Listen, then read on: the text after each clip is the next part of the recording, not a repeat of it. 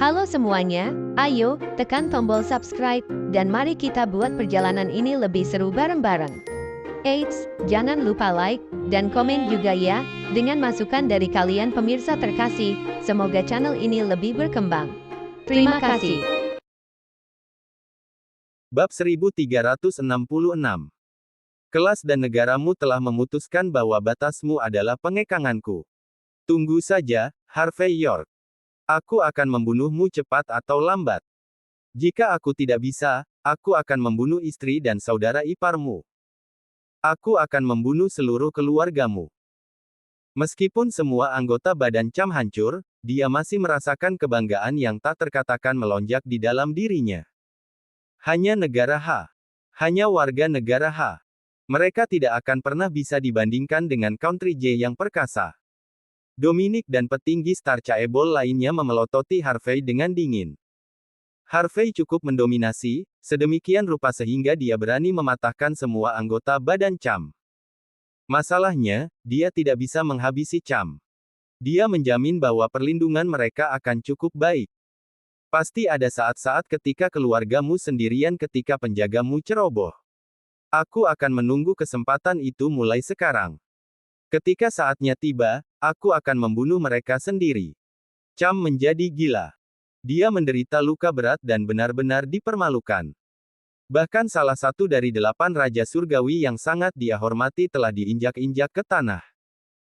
Dengan kesombongan Cham, bagaimana mungkin dia bisa menerima semua itu? Yang ingin dia lakukan sekarang adalah mendapatkan kembali sebagian dari harga diri itu. Tapi dia menyatakan fakta yang tak terbantahkan. Jadi bagaimana jika Harvey kuat? Tidak mungkin dia bisa tinggal di sisi keluarganya sepanjang waktu. Cham pasti akan menemukan waktu yang tepat untuk menyerang. Dengan kekuatan dan uang Star Chaebol, tidak akan sulit untuk membantai seluruh keluarga Harvey. Wajah Rick menjadi dingin setelah mendengar kata-kata itu.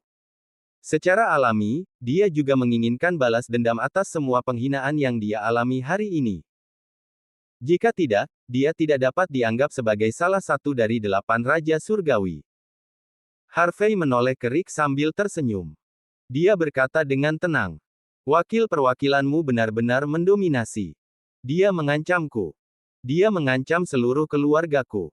Dia akan menghancurkan seluruh Star Chaebol dengan melakukan ini. Apakah kau tidak akan melakukan sesuatu tentang itu? Tidak ada yang bisa aku lakukan. Rick menatap Harvey dengan tatapan menghina, tampaknya yakin bahwa Harvey tidak mungkin membunuh Cham pada saat itu. Dia tidak akan berani menyentuh Harvey, tapi dia berasumsi Harvey juga tidak akan berani membunuhnya atau anak buahnya. Apakah kau yakin kau tidak bisa melakukan apa-apa tentang ini? Harvey terus bertanya. Aku yakin. Dia adalah putra perwakilan Lee sendiri, wakil perwakilan itu sendiri. Meskipun aku adalah salah satu dari 8 Raja Surgawi di Star Chaebol, tidak ada yang bisa kulakukan tentang dia. Statusku lebih rendah darinya. Kata Rick sambil menghela nafas. Dia menilai Harvey. Konsultan York. Karena kau sangat kuat, mengapa kau tidak melakukan sesuatu tentang ini? Baiklah, maka. Harvey mengangguk dan maju selangkah, menginjak leher Cham. Cham menampilkan ekspresi shock total. Dia mengatupkan lehernya, dan kemudian, tiba-tiba berhenti bergerak. Bab 1367. Rick memasang ekspresi yang dengan jelas menunjukkan penolakannya untuk menjadi bagian dari situasi tersebut. Dia ingin berbalik dan pergi tetapi saat berikutnya. Suara mendesing. Dengan tendangan kaki Harvey, pipa baja di tanah terbang keluar dan menembus dada Rick. Pergi. Dapatkan dia. Ah! Jeritan kesakitan bergema di seluruh tempat. Beberapa saat kemudian, semua orang akhirnya tergeletak di tanah, tidak sadarkan diri. Hanya Dominic yang tetap berdiri, gemetar dengan sepatu botnya. Harvey berjalan mendekat dan menepuk wajahnya dengan ringan. Apakah kau tahu mengapa aku tidak membunuhmu? Berdebar. Dominic menggigil ketakutan. Dia langsung jatuh berlutut. Konsultan York, saya buta tentang siapa Anda. Tolong biarkan saya pergi. Biarkan saya pergi. Harvey menjawab dengan tenang. Dua hal. Nomor satu, beritahu Star Chaebol untuk mengembalikan apapun yang mereka ambil dari Bakwood. Jika tidak, aku tidak akan membiarkan mereka lolos semudah itu. Nomor dua, urus transfer mobil dalam 3 hari. Ini adalah pembayaran untuk istriku. Harvey lalu berbalik setelah dia berbicara. Markus melihat pemandangan itu dengan wajah aneh. Dia mengambil napas dalam-dalam dan mendapatkan kembali ketenangannya. Dia tahu bahwa Harvey bukan orang biasa, tetapi dia tidak pernah membayangkan bahwa Harvey akan seseram ini. Saudara York, bagaimana dengan para inspektur ini? Markus memandang para inspektur, merasakan sakit kepala datang. Bawa mereka ke rumah sakit terdekat untuk mendapatkan perawatan. Aku perlu menangani sesuatu, jadi aku akan pergi setelahnya. Harvey lalu pergi. Di Regency Enterprise. Ketika Mandy pulang kerja, dia cukup tercengang melihat Rolls-Royce baru di tempat parkir. Yang paling penting adalah suaminya bahkan menyepuh mobilnya dengan warna merah muda pada sore hari. Itu tampak sangat mempesona. Sayang, dari mana kamu mendapatkan ini? Mandy bingung. Orang yang menabrak mobilmu itu yang membayarnya, tentu saja. Harvey menjelaskan dengan tenang. Hah? Apakah dia membayar untuk ini? Kenapa dia? Aku berbicara dengannya tentang kebajikan. Dia membayar tepat setelahnya. Harvey tersenyum. Prosedurnya akan selesai dalam 2 hari. Setelah itu, mobil ini akan atas namamu. Betulkah? Mandy curiga. Tentunya, hal-hal tidak bisa sesederhana itu. Tetapi ketika dia memikirkan status Harvey sebagai konsultan, dia sedikit merasa nyaman. Harvey adalah seorang pria dengan status sekarang. Dia bukan lagi menantu yang menumpang. Itu normal baginya untuk memiliki reputasi seperti itu. Ketika keduanya tiba di Gardens Residence, telepon Harvey berdering. Saudara York, aku telah mengantarkan para inspektur ke rumah sakit Edward di dekat sini. Tapi ada yang tidak beres, jadi aku ingin kamu datang untuk melihatnya. Di seberang telepon, Markus terdengar cemas. Aku akan segera ke sana. Ekspresi Harvey sedikit berubah. Dia pernah mendengar tentang rumah sakit Edward sebelumnya. Itu adalah rumah sakit swasta asing. Akan baik-baik saja jika Markus menerima inspektur di sana, tetapi mungkin ada sedikit masalah jika rumah sakit ini entah bagaimana terkait dengan Star Chaebol. Tanpa berpikir 2 kali, Harvey dengan cepat pergi. Meskipun dia tidak mengenal inspektur, mereka adalah penegak hukum. Jika sesuatu terjadi pada salah satu dari mereka, itu akan menjadi kerugian besar bagi warga dan negara itu sendiri. Harvey tidak tahan memikirkan apapun yang terjadi pada inspektur yang menempatkan warga dan hukum di atas segalanya. Setelah setengah jam, Harvey akhirnya tiba di rumah sakit Edward. Rumah sakit itu sendiri tidak terlalu luas, tetapi dekorasinya cukup indah. Itu di lokasi yang bagus juga, dan udaranya juga segar. Harvey melewati aula yang ramai dengan orang-orang ke tempat ruang gawat darurat berada. Bab 1368.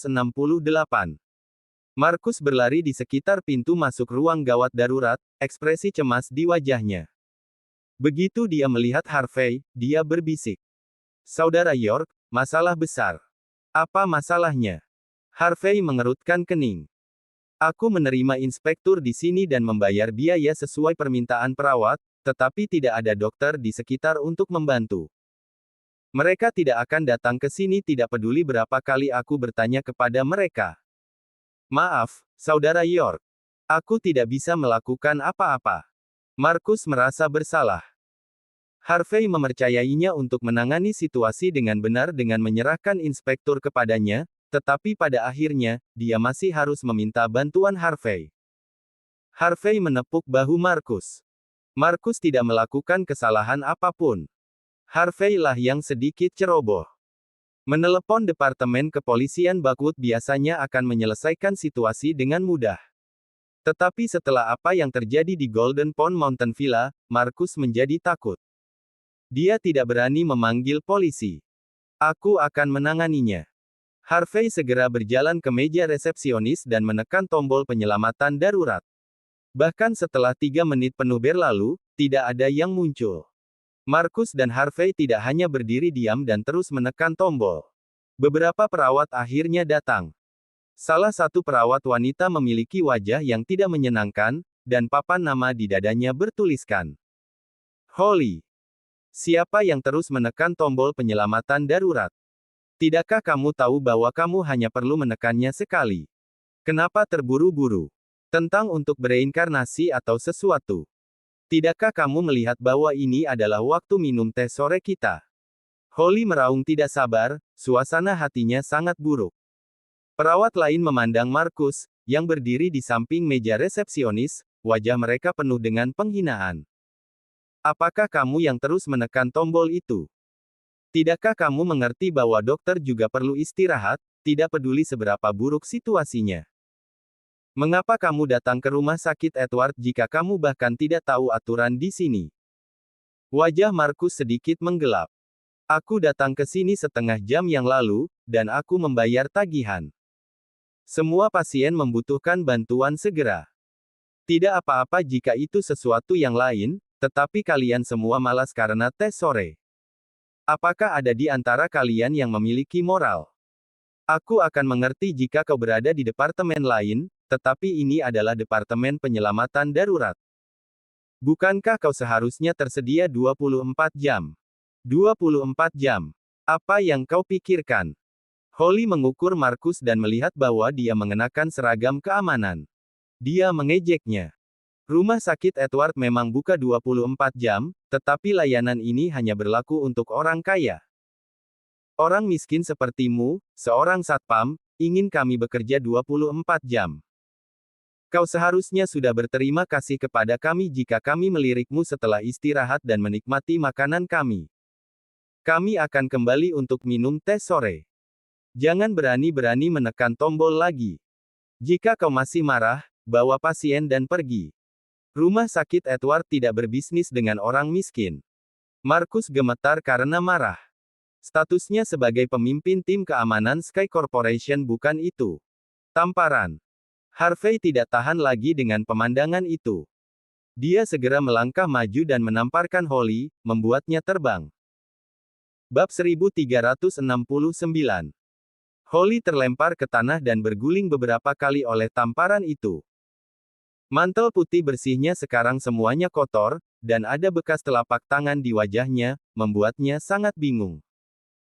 Dia berjuang untuk bangun dan menatap Harvey York dengan tidak percaya. Rumah sakit Edward adalah rumah sakit swasta kelas atas dengan latar belakang asing. Orang-orang yang masuk atau keluar dari sini sopan. Mereka kaya atau berpakaian mahal. Apalagi para dokter di sini cukup terampil, sehingga rumah sakit Edward sangat terkenal sekarang. Sejak menjadi terkenal, banyak orang yang dianggap rendah di mata Holly dan lainnya datang ke sini untuk berobat. Namun, bagaimana mereka akan melihat apa yang disebut rakyat jelata itu? Bagaimana mereka bisa ramah terhadap rakyat jelata seperti mereka? Hanya saja rumah sakit Edward belum pernah menjumpai orang yang berani bertindak kasar di rumah sakit terlepas dari bagaimana sikap mereka. Holly menutupi wajahnya, mengeluarkan cermin, dan memandanginya sebentar. Dia kemudian berteriak. Dia memukulku. Seseorang menyerang staf medis dengan sengaja. Keamanan. Di mana keamanannya? Semua perawat itu, yang mengelilingi Holly, menunjuk Harvey dan berteriak. Dari mana asalmu, bajingan? Kau selesai. Kau membuat dirimu dalam masalah. Bagi mereka, Harvey, yang mengenakan pakaian biasa, juga seorang rakyat jelata. Benar saja, seorang rakyat jelata yang berani memukul dokter bangsawan dari rumah sakit Edward harus diberantas.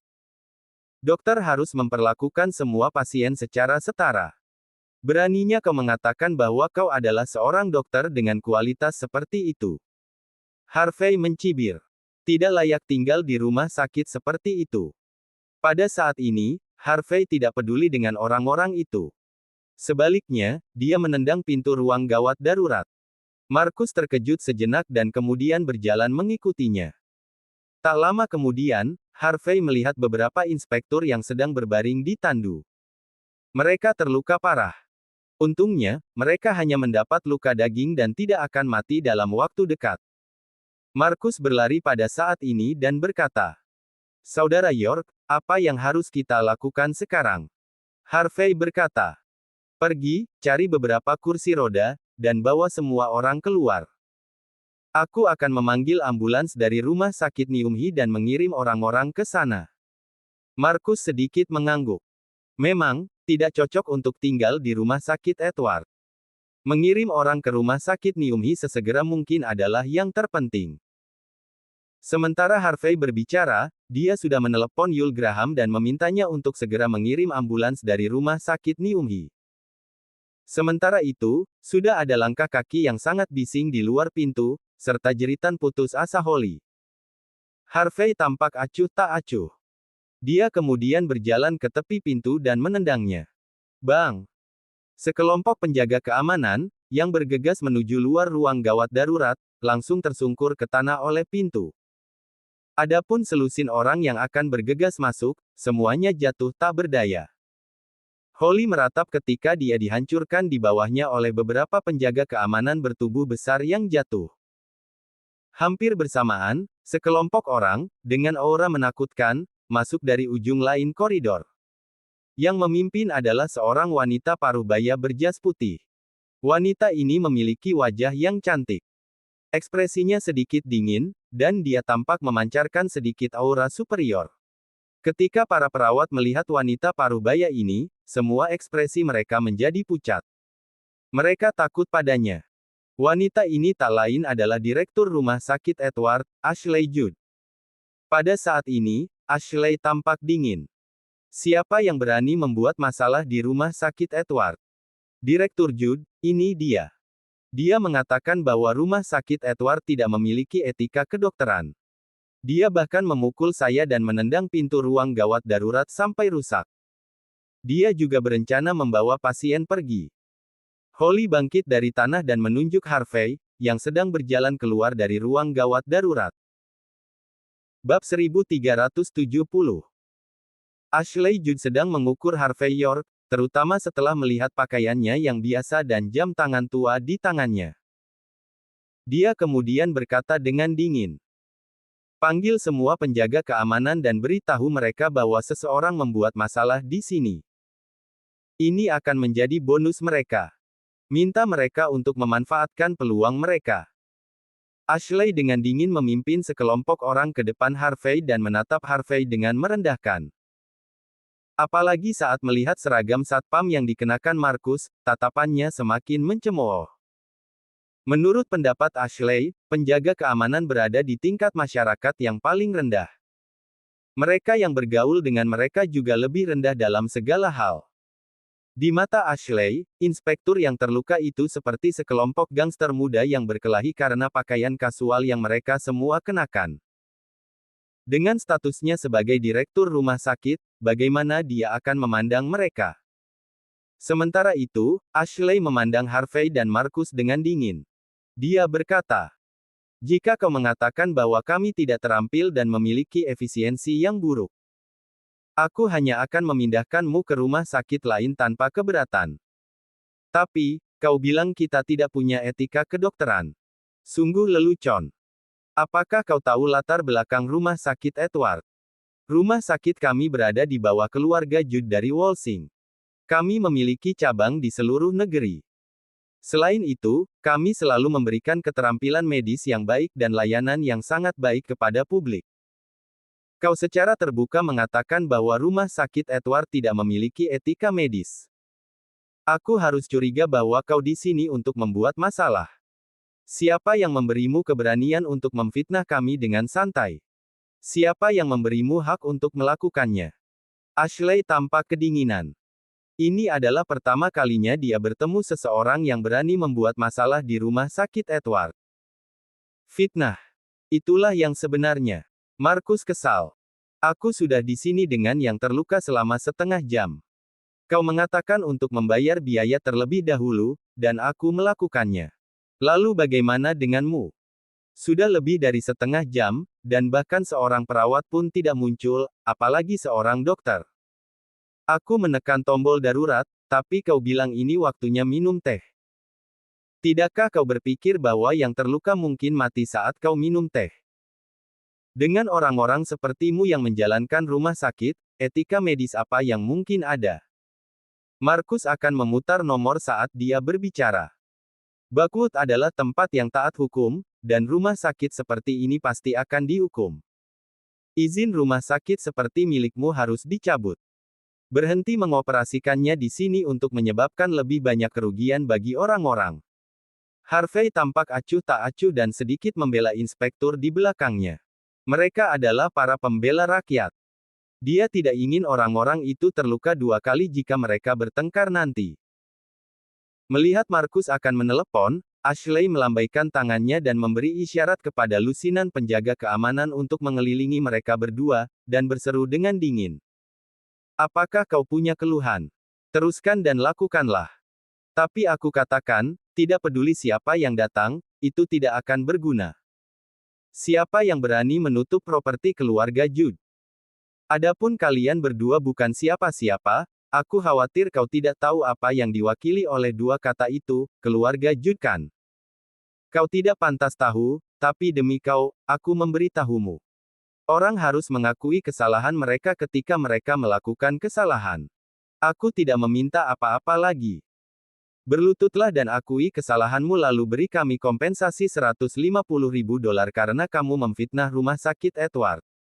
Maka masalahnya selesai. Kalau tidak, kau tidak perlu pulang hari ini. Ashley tampak sedingin es. Aku akan mengoperasimu sendiri di ruang gawat darurat untuk memastikan bahwa kau tidak akan mati. Ashley mengancam mereka berdua, menunjukkan bahwa jika Harvey dan Markus menolak, mereka akan dipukuli, dilumpuhkan, dan dikirim ke ruang gawat darurat. Holly dan yang lainnya tersenyum mengejek. Menurut pendapat mereka, Harvey dan Markus mungkin tidak tahu keberadaan luar biasa apa yang telah mereka sakiti.